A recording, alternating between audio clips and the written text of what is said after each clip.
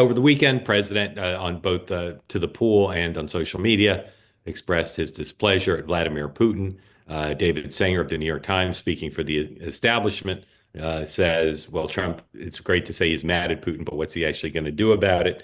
Not really clear where things stand. The only sort of action in is mostly in Europe, where the Europeans are now saying they're taking off all restrictions on how Ukraine can use the weapons that they have. Recall that during the Biden administration, this issue of tying Ukraine's hands regarding the offensive use within Russian territory of U.S. and European equipment was somewhat controversial. And some people said, if we're helping Ukraine win the war, let's help them win the war.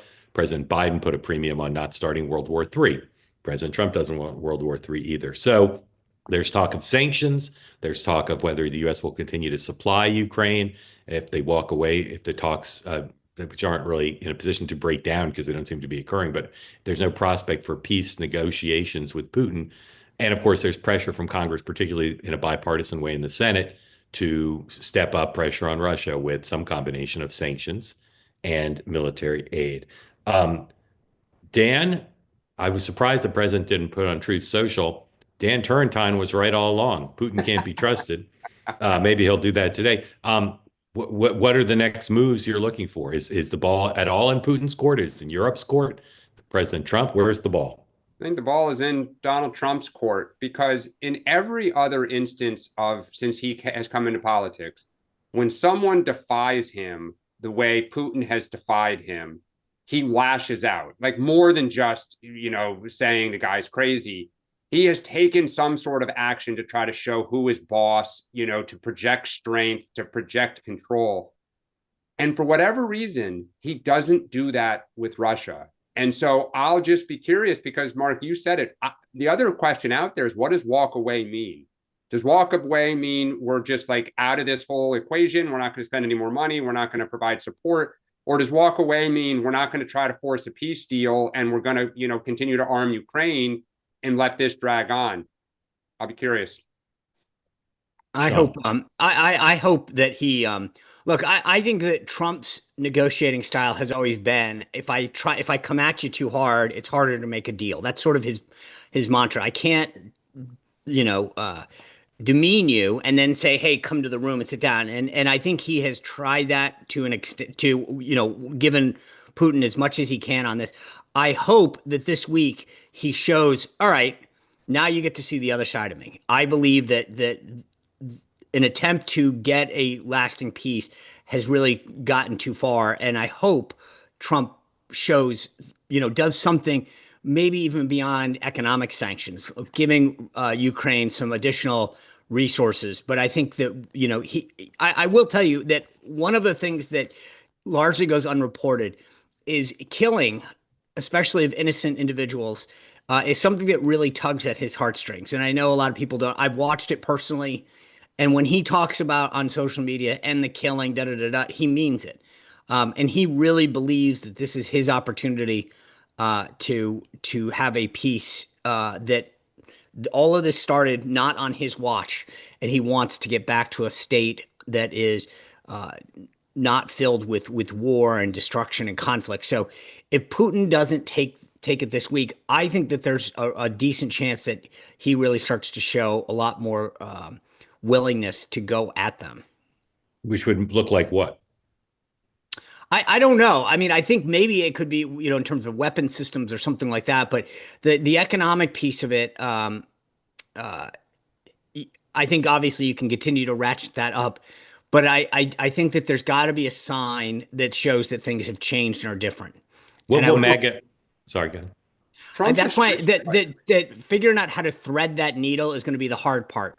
Is that it's not just because it can't just be more money, because I think that the MAGA base would get a little pissy at that. So the question is, how do you give them more leeway, more runway to go after Russia in a meaningful way? I don't entirely know how that manifests itself, but I do know that you've got to do something that shows, hey, the dynamic has changed. I mean, Trump is a street fighter. I mean, Sean, I'm actually surprised you said in every other instance he does tend to show a little bit of grace, and because and I say this respectfully, he doesn't. Right? If you bring a knife, he brings the gun. You bring the gun, he brings the missiles. he's always projecting and hitting harder in politics and with other countries, everything. He just, I mean, Mark, there's only one thing Putin respects. Right. He needs to harm him with more lethal and significant weaponry. That's it. So I want to move on to another topic because we got a lot more to discuss. But just to close out here, if the president decided, gave Putin every chance, Putin doesn't want peace. He's not in love with Zelensky, but Zelensky and Ukraine have to win, and he worked with Europe, who seems to have the appetite, maximum sanctions and fully arm Ukraine. Would Ukraine win the war? Is there a good prospect Ukraine would win the war under those circumstances? Well, and that's the problem, right? Is that this is where the conundrum keeps coming back, which is that all you're doing at best is prolonging the death and destruction.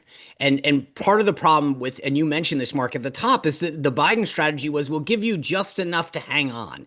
We won't give you the full ability to win because, you've got a nuclear armed Russia that could really, you don't know how far that guy's willing to go. And so the problem is that Ukraine can't ever really win this because Putin will go to the mattresses on this. So this is the problem here in this whole issue, is that what does winning look like? Because I've said this before, the reality is, and I don't think that there's anybody that with a brain that disagrees, that you can't have a peace where Russia doesn't get some piece of Ukraine, the Donbass, Crimea, which is insane, but it's just the only way that you could probably get to a peace. And then the question is, how long does that peace last before Putin tries again? There really isn't a solution here, because short of going to war with them, or assassinate, or I was going to say, or removal. Dan? Yeah, I agree with Sean. I mean, look, the only time that Russia's lost in the last several hundred years was really Afghanistan. What happened? Their economy got wobbly, and there was so many deaths that they pulled out. So you need to keep the